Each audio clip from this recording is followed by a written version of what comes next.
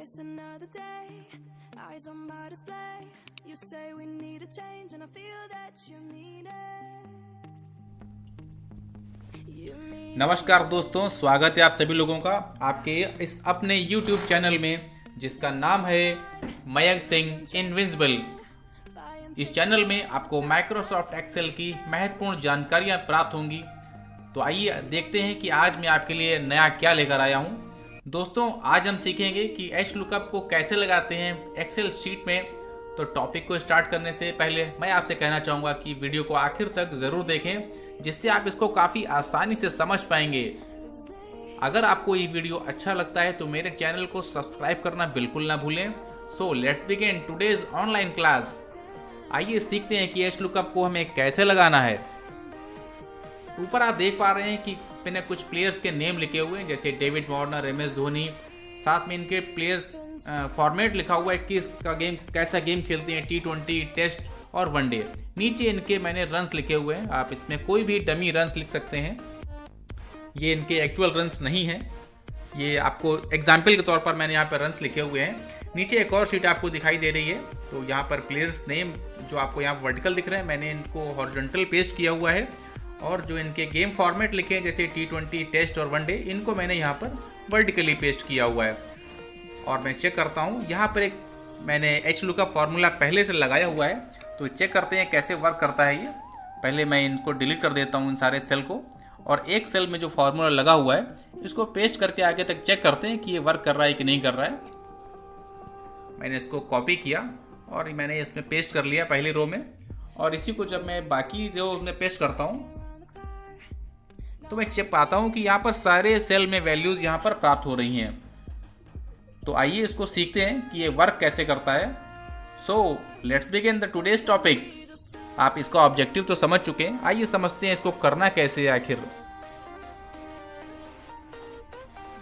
तो H lookup के जरिए हम इसको करेंगे। फॉर्मूला लिखने के लिए इज इक्वल टू लगाते हैं। यहाँ पर मैंने लिख दिया एच लुकअप। लिखने के साथ ही यहाँ पर हमें T20 की वैल्यू चाहिए, यहाँ पर आ रहा है लुकअप वैल्यू, तो हमने यहाँ पर सिलेक्ट कर लिया T20। दूसरा आ रहा है यहाँ पर टेबल अरे, तो टेबल अरे ऊपर दी हुई है, हमने पूरी टेबल को सेलेक्ट कर लिया हुआ है। कॉमा लगाते हैं। देखिए वी लुकअप में वहाँ पर आता था कॉलम इंडेक्स नंबर, यहाँ पर आ रहा है रो इंडेक्स नंबर। तो रो कौन सी रो हमारी डेविड वार्नर का हमें T20 का निकालना है, तो आप देखेंगे दूसरी रो पर है, हमने यहाँ पर लिख दिया 2, फिर कॉमा, एग्जैक्ट मैच के लिए लिखा मैंने 0, ब्रैकेट को क्लोज कर दिया। जब मैं इसको बाकी सेल में कॉपी करके पेस्ट करता हूं तो आप देखेंगे हैश नहीं आ रहा है, यानी सिर्फ एक सेल में इसका रिटर्न वैल्यू आ रही है, बाकी सेल में नहीं आ रही है। तो फिर से एक बार प्रयास करते हैं, फिर से लिखते हैं is equal to H lookup, bracket को ओपन करते हैं। हमारी लुकअप वैल्यू है T20 के स्कोर जानने हैं हमें डेविड वार्नर के। इस बार इस सेल को लॉक कर लेते हैं F4 की मदद से। कॉमा लगाया, लिखा हुआ है टेबल अरे, टेबल अरे ऊपर दी हुई है, टेबल को सेलेक्ट कर लेते हैं पूरी। ये मैंने पूरी टेबल को सेलेक्ट कर लिया है, और इसको भी F4 की के जरिए लॉक कर देते हैं। F4 की इसलिए लॉक करते हैं ताकि हमारी वैल्यूज़ जब हमें टेस्ट के और वनडे के रन चाहिए हों तो वो वैल्यूज़ फिक्स रहें, बार बार चेंज ना हो। अब लगाते हैं यहाँ पर कॉमा। अब देखिए यहाँ पर लिखा हुआ है रो इंडेक्स नंबर, तो मैं चाहता हूँ कि अगली बार सेल में मुझे लगाने के लिए फिर से ना फार्मूला लगाना पड़े, तो इसके लिए मैं यहाँ पे लिखूँगा column function is equal to के बाद कॉमा लगाया मैंने यहाँ पर। अब लिखते हैं यहाँ पर कॉलम्स। यहाँ पर मैंने लिखा कॉलम्स, COLUMNS, ब्रैकेट को मैंने किया ओपन। अब देखिए यहाँ पर लिखा हुआ है कॉलम्स के बाद अरे लिखा हुआ है, यानी हमें एक रेंज देनी होगी। तो यहाँ पर मैं सिर्फ 2 सेल सेलेक्ट करूँगा, 2 रेंज सेलेक्ट करूँगा, प्लेयर नेम और T20। लेकिन मैं चाहता हूँ जो प्लेयर नेम है ये फिक्स रहे, लेकिन जो T20 का कॉलम है वो अगले सेल में टेस्ट हो जाए, फिर वनडे हो जाए, यानी वो बढ़ता रहे। तो यहाँ पर जो आप देख पा रहे हैं अरे में लिखा हुआ है A1 और B1। तो यहाँ पर जो A1 का कॉलम है मैं इस पर कर्सर को रखूँगा और इसको F4 की के जरिए लॉक कर दूंगा, लेकिन जो B1 का कॉलम है मैं इसको चेंज नहीं करूँगा। ये देखिए आपको दिख रहा है A1 पर डॉलर लग चुका है, लेकिन B1 को हम लॉक नहीं करेंगे। हम चाहते हैं B1 की जगह अगले सेल में जब ये जाए तो ये B2 हो जाए, फिर ये इसमें C2 की वैल्यू रिटर्न हो और फिर D2 की वैल्यू रिटर्न हो। तो ब्रैकेट को करते हैं क्लोज, कॉमा, अब आप देखेंगे एग्जैक्ट मैच के लिए लिखा हुआ है 0, तो हम यहाँ पर लिख देंगे 0 और ब्रैकेट को क्लोज करते हैं। देखिए रिटर्न वैल्यू आ चुकी है 4523। अब मैं इसको कॉपी करके बाकी सेल में पेस्ट कर देता हूँ, तो मैं देखता हूँ कि इसमें वैल्यूज़ तो बाकी सेल में आ चुकी है। और चेक कर लेते हैं, हार्दिक पांड्या के 4214 रन T20 में, तो वैल्यूज़ बिल्कुल सही आ रही हैं। अब मैं इसको कॉपी कर लेता हूँ और नीचे के सेल में भी पेस्ट कर लेता हूँ। देखता हूँ कि क्या टेस्ट और वनडे की वैल्यूज़ आ रही हैं या नहीं आ रही हैं। तो मैंने पाया कि सारे सेल में, सारे कॉलम्स में एक ही वैल्यूज़ आ रही हैं। तो फॉर्मूले में थोड़ा सा और चेंजेस करना होगा हम लोगों को। फिर से पहले वाले सेल पर चलते हैं जिसमें हमने फार्मूला लगाया हुआ है और उसको एडिट करते हैं F2 के जरिए। तो आप देखेंगे यहाँ पर लिखा हुआ है $A $9। इसका मतलब है कि A वाला कॉलम जिस पे डॉलर लगा हुआ है, तो A का कॉलम बिल्कुल फिक्स है, लेकिन 9 पे भी डॉलर लगा है, तो इससे ये 9 का कॉलम भी फिक्स हो गया। हम चाहते हैं कि 9 वाला जो कॉलम है अगले सेल में जाए, तो ये 10वें सेल की वैल्यू रिटर्न करे, फिर 11वें सेल की वैल्यू रिटर्न करे।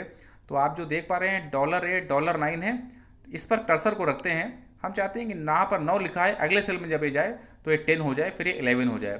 तो हम A वाले कॉलम को फिक्स करना चाहते हैं, तो हमने लिखा, फिर से उस पर हमने F4 की को प्रेस किया। अभी देखिए हो गया है दोस्तों A $9। इसका मतलब है कि A वाला कॉलम फिक्स हो गया है, लेकिन A के बाद जो वैल्यू लिखी हुई है 9, इस पर डॉलर नहीं लगा हुआ है। तो इसका मतलब है जब हम इसको अगले सेल में पेस्ट करेंगे तो ये हो जाएगा $A 10, यानी कि टेस्ट की वैल्यू रिटर्न होगी।